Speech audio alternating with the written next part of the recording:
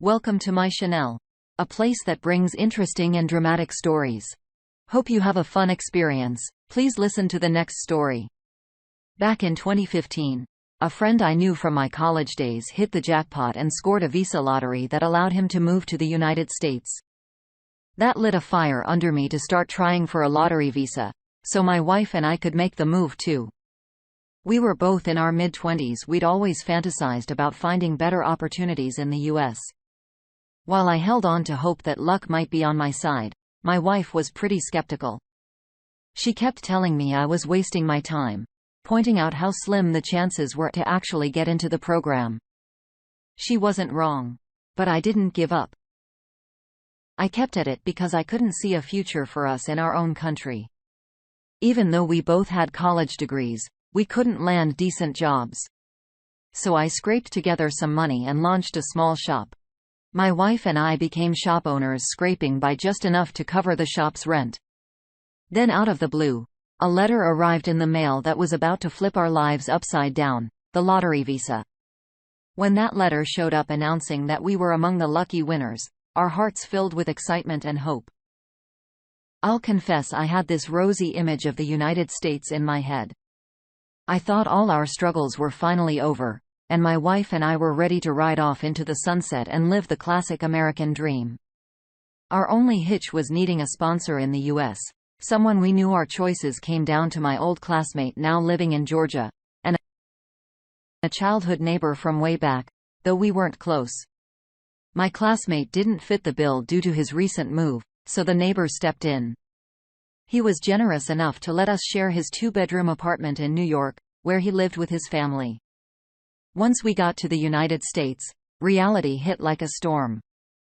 The dream we'd painted of America felt distant and blurry. The neighbor who was supposed to help us threw us out after just 2 months. Not much time to get our act together. My wife and I had to hustle to find jobs and a place to stay. I got it, though. The neighbor's place wasn't even enough for his own family, let alone us. Despite how we left his place, I had nothing but gratitude. I had a soft spot for the US since there were so many work options, even though the pay wasn't great for our lifestyle. So we ended up stuck in the rat race.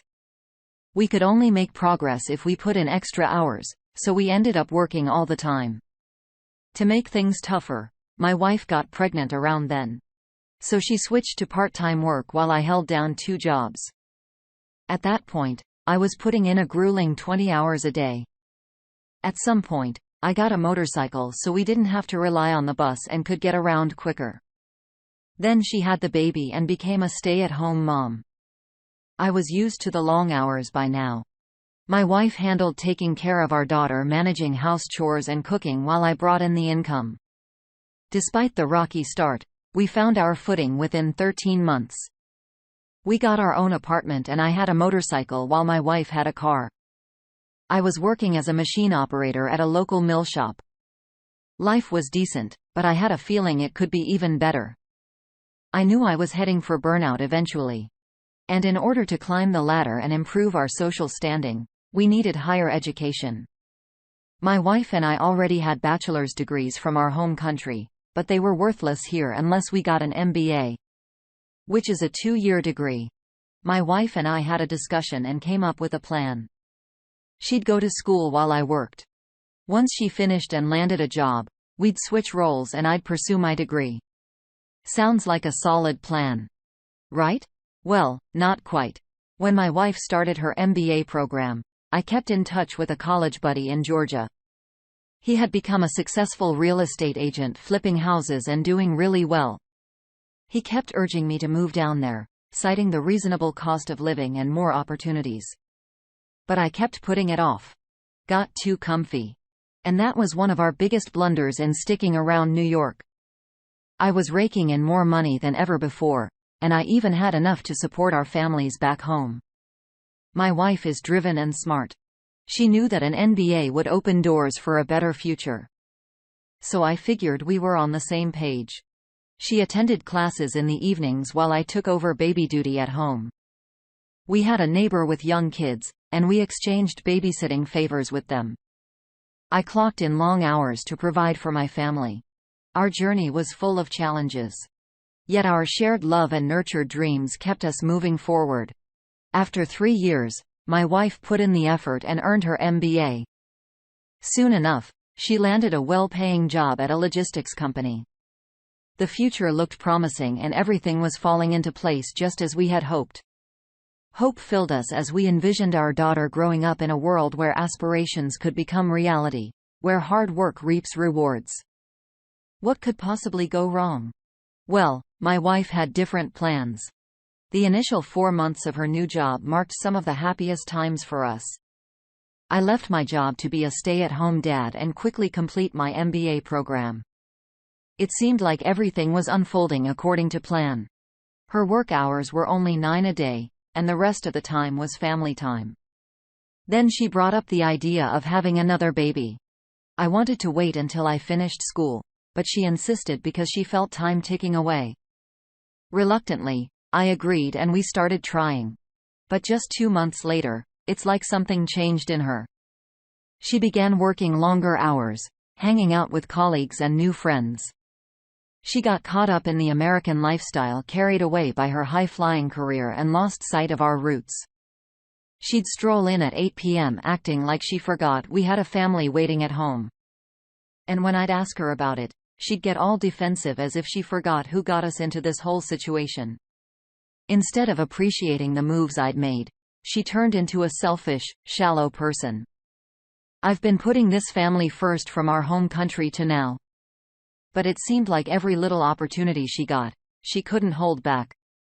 She got consumed by the American way of life, started arguing and showing me disrespect, just like those American women you see on TV. Now that my wife was making more money than me, she'd stay at work late, often hanging out with friends and coworkers. I was either hitting the books while taking care of the baby or heading to school while someone else watched over our little one, probably our neighbor. On top of that, I was on the hunt for a side gig to have some extra cash, so I wouldn't have to ask my wife for money. I was handling household chores, cooking, and taking care of the baby. Meanwhile, all she had to do was work, and whenever she came home late, she'd be in a sour mood. I did my best to keep her happy, even suggesting a massage now and then, but she'd always find fault in everything I did. It seemed like my efforts weren't good enough, and I was constantly tiptoeing around her. The more successful she got, the worse our marriage seemed to get.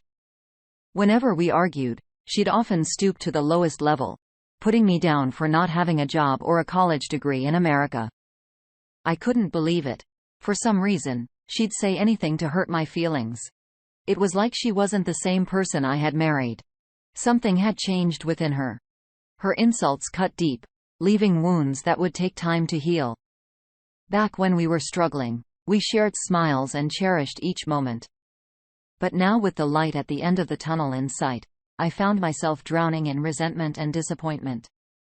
Driven to contribute financially and escape the constant verbal attacks, I decided to explore other ways to make money. In secret, I took up work as a food delivery driver.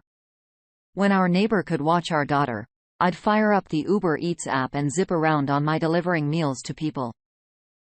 I've been doing pretty well delivering food around the city during my free moments. It's been giving me some extra cash for pocket money and small expenses at home. Plus, I can grab some perishable stuff for our baby. Oddly, she never even bothered asking where I got the money. After those initial 4 months of her new job, she stopped checking in if I needed money. It turned into a battle for her to chip in for things like the baby's diapers or food. I mean, where did she think I was supposed to get the cash? When she was in my shoes and I was making way less, I covered everything. Even her school stuff and those expenses that the college loan didn't handle. I paid for whatever our daughter needed. That's why I had to start the food delivery gig. Had to bring in some extra income. I had to sit her down multiple times to remind her about our plan and commitment, but it just turned into shouting matches. Doing a full-time job while attending school wasn't feasible anymore due to scheduling conflicts. Plus, I wanted to wrap up school as soon as possible. That's where the food delivery gig came in handy. Somewhere along the line, We transitioned from a happy couple to bickering over trivial things. As days turned into months, the gap between us widened and she'd be at work until 8 p.m. She'd spend time with friends and coworkers. I stopped inquiring about her whereabouts because I was sick of the constant fights, and it seemed like she had already given up on me and our daughter. During arguments, she'd even threatened to call the cops on me and kick me out of the apartment since I wasn't paying rent anymore. Through all her insults, I never once laid a hand on her. She'd always undermined my role in caring for our child, claiming she didn't need me around and could afford to put the baby in daycare. Even though I've never been violent with her, she'd still threaten to involve the police. With her continuous threats and the things she was saying, it was clear that her American friends were feeding her lines. At the time, I couldn't make sense of any of it. I was utterly clueless, trying to figure out what was happening to my wife. Then on one significant evening, much like most days, since I started doing food deliveries, it was about 5:30 p.m. I made up my mind to run some food errands before my wife returned home for the day. I got to an apartment to drop off an order. As I knocked on the customer's door, I hoped to turn on my usual charm to maybe get some tips. I stood there on the doorstep holding the food. I pressed the doorbell and it swung open, sending a shiver down my spine. And there was my wife standing right there, wrapped in a white towel like she just stepped out of the shower. A mix of shock and disbelief surged through me as I struggled to make sense of what I was seeing. She was as stunned as I was, just standing there without a word. I was all confused, about to ask her why she was there and whose place it was.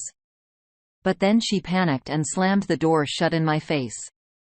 I still had the food in my hands, so I chucked it aside. Fueled by a rush of emotions, I kicked the door open to go after her. The door swung inwards and accidentally smacked her in the face, sending her tumbling to the floor. And there it was. The towel she had loosely wrapped around herself unveiled that she was wearing nothing underneath. The impact left a big bruise on her forehead, swelling up like a golf ball in no time. She yelled for the owner of the house, who turned out to be her affair partner. He quickly appeared, looking baffled. He was just wearing shorts and no shirt. My wife jumped up in fear and ran behind him, scared of what I might do next. The guy was trying to shove me out of his apartment. But I was trying to explain that she's my wife, and we've got a baby together. He completely brushed off what I was saying and kept on pushing me, so things escalated into a fight. Picture this. There I am, going at it with this unclothed dude, and my wife, who had hardly anything on, was yelling at the top of her lungs. I must have caused quite a scene because someone decided to call the cops. Next thing I know, I'm in handcuffs, cooling off in the back of a police car. That's when it hit me. My life was pretty much over, and I was looking at being sent packing back to my home country. They had me sitting behind the police car. And meanwhile, they were talking to my wife and her lover, who were both visibly rattled to get their side of the story. After my wife split, one of the cops came over to me to hear my version. I was in tears, pouring out everything I'd been through. Surprisingly, this cop showed me some empathy. He asked if I had a place to crash or any close friends or family around. I mentioned my sponsor, and he suggested I head there instead of going back home. He laid it out straight. Going back to my wife and daughter in the state I was in would probably end up with me charged for assault and shipped back home. He was brutally honest, telling me he's seen this kind of thing 1,000 times before. And from what my wife told him, she seemed like she was pretty much done with me and looking to press charges. How could she hold such intense hatred for me? Where did I mess up so badly? He advised me to get a lawyer and cut off all contact with my wife. He also shared the address of a shelter in case I needed it. Then he helped me out of the police car, took off the handcuffs and drove away. As the police car disappeared, I found myself repeatedly touching the marks the handcuffs had left on my wrist. It was a stark reminder of how close I came to losing it all because of my feelings for a woman. That moment hit me deeply, making me realize that the only person who seemed to care whether I lived or died was the police officer who had just driven off. It was a harsh reminder of how alone I felt in this new country. With a heavy heart, I dialed up my friend in Georgia. He lived on his own in an apartment. He suggested I take a bus from New York and come stay with him in Georgia. I reminded him about my daughter, and he became the second person to caution me that in my current situation, if I stayed, my daughter might end up losing both her parents. He hit the nail on the head. In that shocking moment, reality stared me straight in the eyes. My wife was out to wreck my life. Anger and heartbreak duked it out inside me for supremacy. The weight of her betrayal crushed my spirit, leaving me grappling with an overwhelming sense of loss. Despite the police's advice, I had this urge to go back home, grab my stuff, and vanish into thin air. I just couldn't stomach being under the same roof as my wife any longer. The harsh truth of my situation pushed me to confront the boundaries of my choices. When I got back home, my wife had already fetched our daughter from the neighbor's place. She was all geared up for a confrontation, applying an ice pack directly to her forehead. The moment I stepped in, she went on the attack, accusing me of deserting our daughter, even though it was common for us to leave her with the neighbor. I was onto her tactics. She aimed to rile me up. But I wasn't falling into her trap. Looking back, it's clear she didn't have a grasp on her actions. I took the gray rock approach, treating her like an inconspicuous speck on the wall, and this seemed to get under her skin. Upon arriving home, I made a beeline for the bedroom to gather my things. She'd occasionally sneak a peek through the partially open door, attempting to catch a glimpse of my activities. She didn't even fathom the notion that I was about to depart. The idea of me walking away from it all was beyond her imagination. With a heavy heart, teary eyes, and a congested nose, I entered the bedroom and began packing. After stowing away the essentials, I went to bid my daughter farewell while my wife observed. The weight of shame and emotional fatigue prevented me from meeting her gaze, dragging my luggage toward the exit. It hit her then, as I hauled my belongings out, that I was truly leaving. That's when the apology started flowing, but it was too little. Too late. I didn't turn back. Sadly, that marked the last time I saw my daughter for almost 2 years. I loaded up all my possessions onto my bike and rode south until I found the most budget-friendly hotel to rest my head. I wasn't about to ditch my bike at a discounted rate just to hop on a bus bound for Georgia. So I chose to saddle up and ride my bike all the way from New York to Georgia. The journey was a mix of physical movement and a deep sense of liberation. The stifling air of New York was replaced with the refreshing breeze of freedom when I finally arrived at my friend's place. He had a comfortable setup, and his warm welcome lifted my spirits. He happily offered me his couch as a place to crash for as long as I needed. My phone soon started buzzing with messages from my wife. She left voicemails questioning my whereabouts, expressing apologies and urging me to return. To set the record straight, I texted her that I had no intention of ever seeing her again in my life. After 3 months of silence from my end, she turned to my family back home, attempting to use them as intermediaries to persuade me to come back to New York. She spun a tale of me abandoning my daughter. When that strategy fell flat, she gave up on reaching out. Meanwhile, my friend was making moves in real estate, and he roped me in.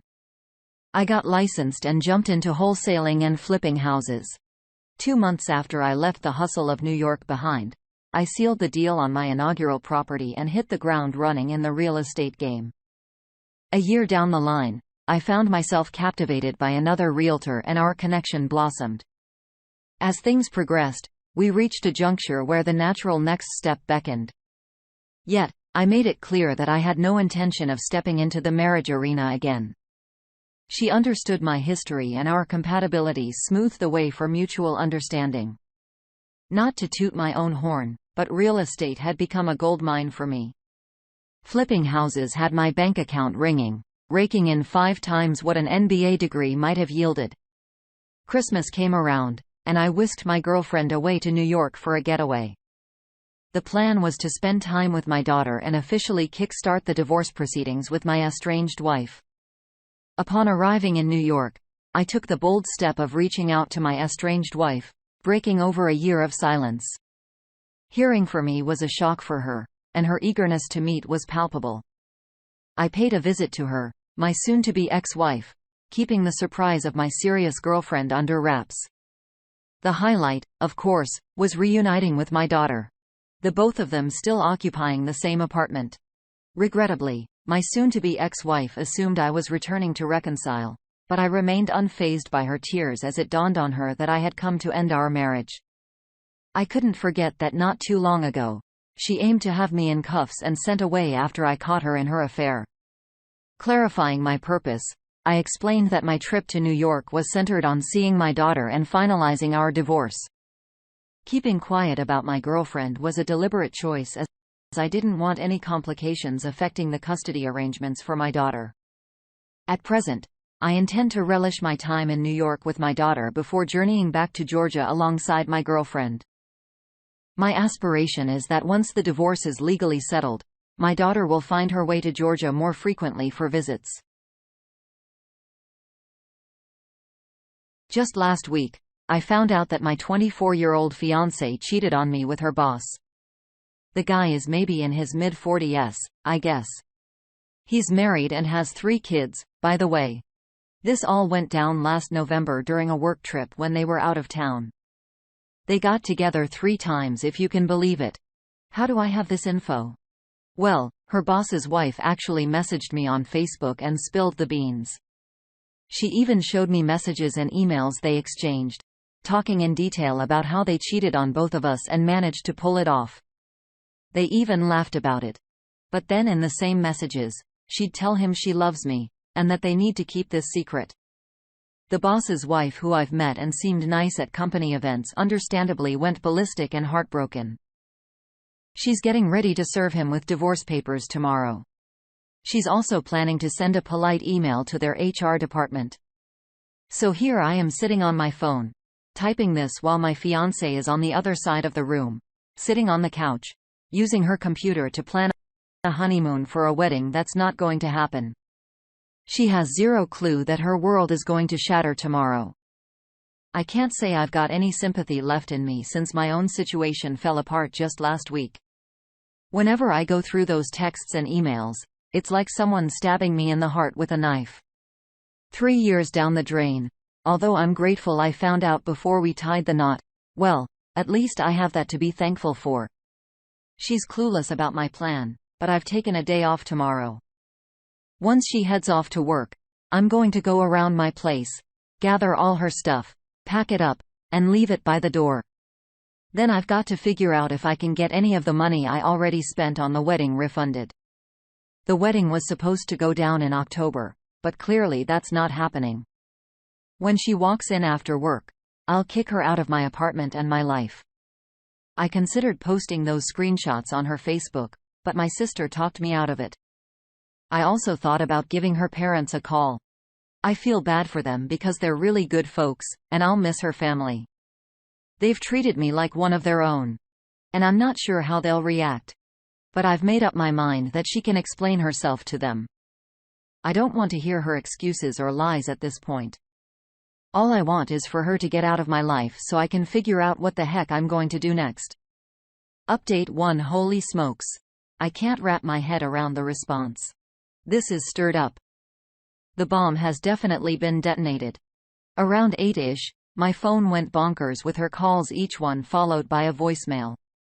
I figured out right off the bat what was going down. I dialed up my sister right away to spill the beans to her. She told me to stay strong and offered to come over and keep me company if I wanted. So that's exactly what she's doing.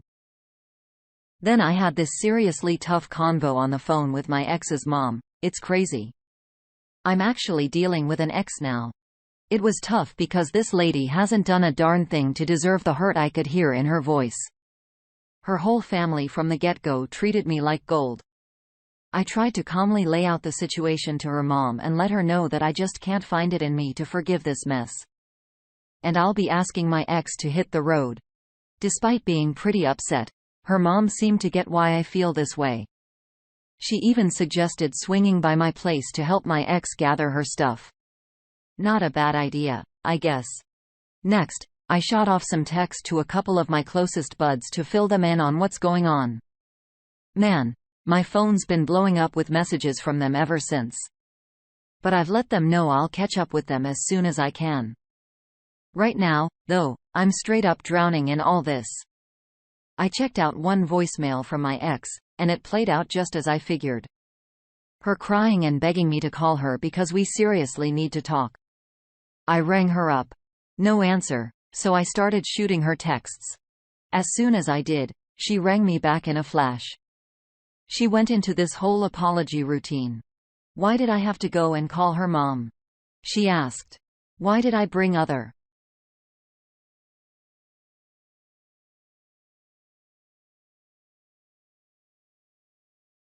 on say went and cheated on me? Can you even imagine how embarrassing that is? At least she didn't try to deny what she did. I told her needs to swing by this afternoon to pick up her stuff from my place and that we're officially done. She said we'll have a more in-depth talk later, but I shut her down real quick and told her there's not much left to talk about, is there? I also questioned her about how she and this dude could badmouth me and his own wife. Like, they had a laugh about how she gained weight after having 3 kids. It's just heartless, especially since that poor woman didn't deserve any of this. I sure didn't deserve it either. I also brought up the fact that she shouldn't even think about using the excuse of feeling pressured because the guy is her boss. Her texts make it pretty darn clear that she was more than willing to go along with all of this. I reckon she's got a meeting with Hour at her job today. And the whole office is buzzing about their little escapade. I can't find an ounce of sympathy for either of them at this point. I'm already emotionally wiped out and it's not even 10 a.m. where I am. So once she wraps up her HR chat, I guess she's headed over here to pick up her stuff. I'm hoping it all goes down with minimal drama. My sis should be here, and I'm crossing my fingers that her mom tags along. The landlord says she'll be around too, and she's sorting out changing the locks for me. Hopefully, that'll happen either this afternoon or tomorrow. I know this might seem like a rambling post, but I was trying to remember a bunch of things I said, and my mind's racing like crazy right now. Update 2. Well, she's out of here. She did come over with her mom and her best friend, and my sister was also present. No shouting, no arguing. She asked if we could talk alone, but I told her that wouldn't be wise. Has she said everything she needed to say in those text messages with her boyfriend? Predictably, the waterworks started flowing. And her mom assured me they'd make this as swift as possible. So she and her friend went and grabbed some of her stuff, enough for a day or two. While she was away, her mom apologized to me and mentioned that she didn't raise her daughter to behave this way. She inquired if the guy is truly married and I confirmed, yeah, he's married. Her mom appears to be quite devastated by this whole mess. As they were getting ready to leave, I questioned, and what about my ring? Doesn't seem like it means much to you. Her friend seemed like she wanted to say something, but a glance or a signal made her promptly close her mouth. I wouldn't bet a dime in Vegas that her friend wasn't in the know about this all along. She acted like she wasn't going to hand over the ring and her mom snapped. Give him the damn ring. So her friend reluctantly passed the ring to her mom, and her mom handed it to me, once again, expressing her apologies. I just let it fall on my coffee table. I don't even want to look at the thing. I suppose she's going to return for the rest, the first batch tomorrow with her dad. My sister mentioned she'd love to pull the girl's hair out by the roots. Her words, not mine. But right now, I'm so utterly defeated by all of this that all I want to do is lie down and catch some sleep. My wife, a 46-year-old woman, had strong connections with the women in our neighborhood. She had a knack for socializing and was always out and about. Whenever she mentioned having a meeting or some social event to attend, I took her word for it without question. Over a span of 8 years, she orchestrated numerous gatherings, becoming the town's most reliable source of gossip, all while nurturing more than 40 friendships. Among her close companions was a woman named Virginia. Virginia, like my wife, was married and had 2 young children. I suspect that my wife envied the lifestyle Virginia enjoyed. They were well-to-do. And even though we managed to pay our bills, Virginia's family seemed to revel in a bit more luxury. On a fateful day, a different friend of my wife, Samantha, called me up. She expressed concern because she hadn't seen my wife around lately. This was deeply unsettling. For as far back as I could remember, my wife had been going out with her friends at least twice a week. However, she never shared any specifics with me. I inquired with Samantha if my wife had been attending the usual gatherings that she anticipated her to be present at. Samantha confirmed this, but she also added that she wasn't the only one noticing my wife's absence. She might have been the first to call me about it, though. According to her, my wife seemed to have disappeared off the radar for them. She was in the midst of organizing a charity 5K event to raise funds for families in need in our area, when she suddenly went silent. Apparently, she had mentioned to one of the girls that she needed some space, but it had been approximately 2 months since anyone had seen her in person, which left them genuinely worried. I hung up with Samantha just moments before my wife walked into the room. She was dressed elegantly, sporting dangling earrings, and a form-fitting dress. Her curls bounced with each step and her heels echoed as she informed me that she was heading out for a grand dinner with friends, celebrating Samantha's birthday. The same Samantha who had just called me expressing her worry for my wife's safety. I sensed something was terribly amiss. My thoughts raced and my heart thudded in my chest. I couldn't allow her to just walk away. I gently took her hand and planted a kiss on it. I told her I'd drive her to the dinner because I wanted more time to appreciate her. She grew incredibly anxious, trying to persuade me that it wasn't necessary. I, however, insisted repeatedly, perhaps more than I should have, making the situation awkward. As we got into the car, she gave me directions to the dinner. She mentioned that it was being hosted by Virginia, the same close friend I'd heard of before, the one who was also married. That information triggered a memory, a recent Facebook post by Virginia, discussing her upcoming week-long trip. What stood out was my wife's comment wishing her a safe journey. All this transpired just 3 days ago. My heart raced, my palms grew sweaty, and my grip tightened on the steering wheel. I was clueless about how to navigate the impending situation. My wife's voice cut through, questioning my insistence on driving her when I'd need to rush back home to catch the kickoff.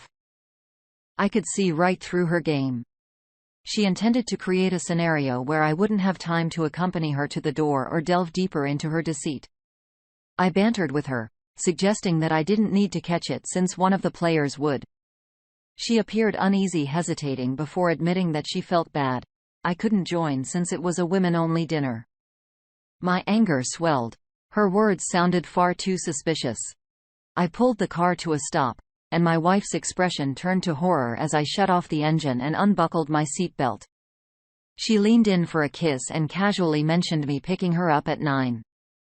I agreed, but to her surprise, I stepped out of the car and walked beside her. She halted, giving me a puzzled look. I shared that I wanted to be the gentleman and walk her to the door. She insisted I didn't need to, telling me to just go back home. Her rejection was pretty deliberate, yet I just grinned. I strolled up to the front door with her and her nerves were palpable. When I knocked firmly, she froze in place, her mouth agape.